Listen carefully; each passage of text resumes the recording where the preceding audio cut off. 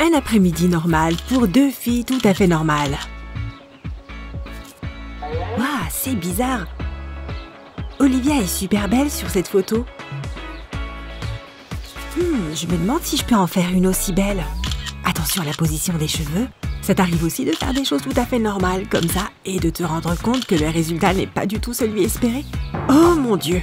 Si tu es comme Émilie, tu sais parfaitement que ce que tu fais ne donne jamais le même résultat sur toi que chez les autres filles. Exactement. Je veux parler de cette lutte quotidienne entre toi-même et la normalité. Salutations pour les gens normaux. Il n'y a rien de mieux que de papoter entre copines autour d'un verre, pas vrai? Oh, voici ma meilleure amie, Émilie. C'est si bon de te voir, ma belle. Pour les gens normaux, réussir à bien saluer quelqu'un du premier coup est tout à fait normal. Écoute, j'ai plein de choses à te raconter. Mais quand c'est toi? Salut les filles! Quoi de neuf? Oups, attends, je vais à gauche? Non, à droite. Pardon. Oh, pourquoi le simple fait de saluer une copine peut être aussi gênant et difficile? On ne sait jamais comment placer ses mains ou son visage.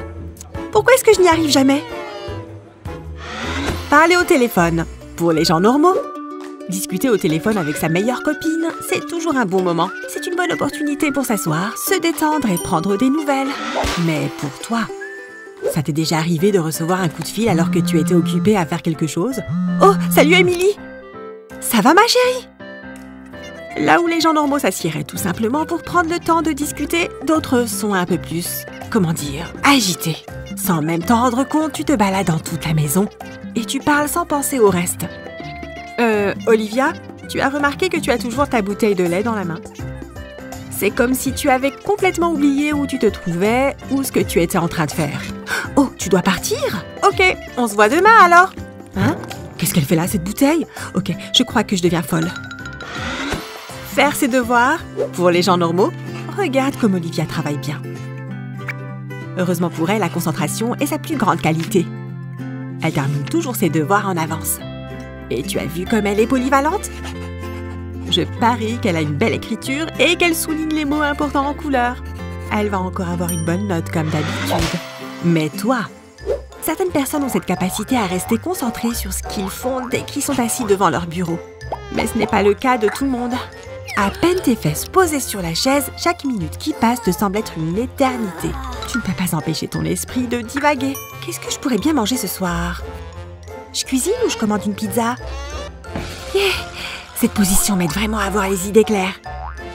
Allez, monsieur Poulet, aide-moi à résoudre ce problème de maths. C'est -5 la réponse, c'est ça? Ou alors c'est 7? Allez, un petit coup de surligneur. Pourquoi s'asseoir quand on peut travailler allongé sur la table? Wow, ne renifle pas ça trop fort, tu as encore du travail à faire. Dormir. Pour les gens normaux.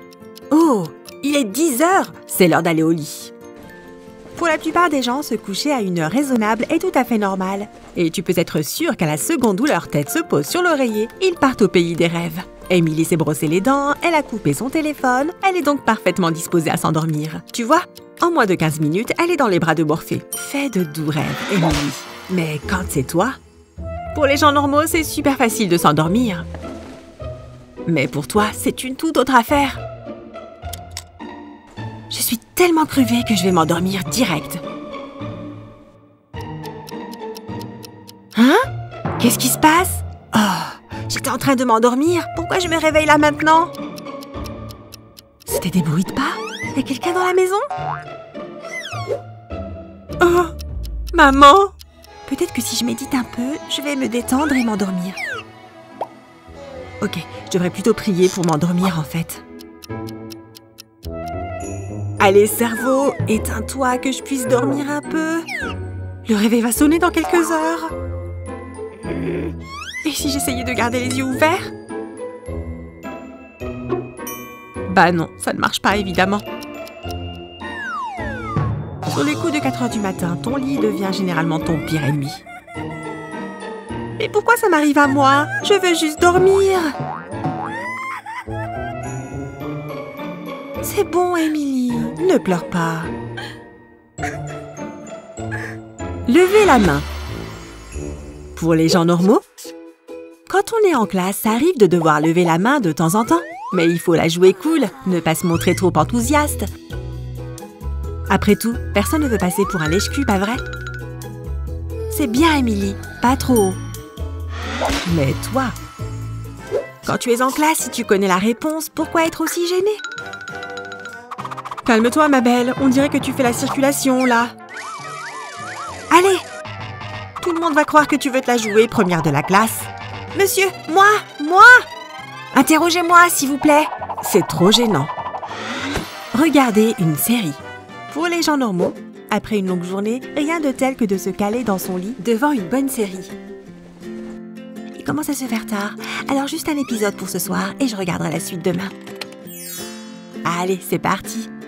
J'ai attendu toute la journée pour regarder cet épisode.